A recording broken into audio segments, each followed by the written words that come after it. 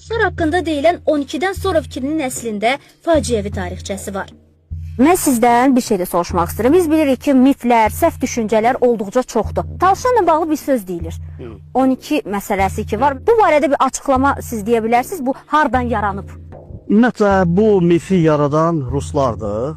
Yəni, bu yaranmasının da səbəbi belədir ki, 1813-cü ildə ruslar Lənkəran qalasına, Lənkəranı ələ keçirmək üçün qalaya hücum edir, onu mühasirəyə alırlar və General Kutlyarov başda olmaqla və dekabrın 31-də saat 12-yə qədər qaladakılara vaxt verirlər ki, təslim olmasa sizin hamınızı qılıncdan keçirəcək, öldürəcək, belə böyük hədələr eləyirlər. Amma qalanın böyüyü, qalanın rəhbərlik edən Sadıq xan son damla qalana qədər vuruşacağına söz verirlər və təslim olmayacaq, bütün talışlarla birlikdə təslim olmayacaqlarını bildirirlər və belə də eləyirlər və 12-də Kutlyarski hücum edir qalaya, daha müasir silahlar, toplarla hücum eləyən Kutlyarski qalib gəlir və qaladakıların hamısı demək olar ki, qılıncdan keçirilir. Və onlar da 12-dən sonra onların başı işləmir ifadəsi, yəni ölümə getdilər, ölümü qəbul etdilər, amma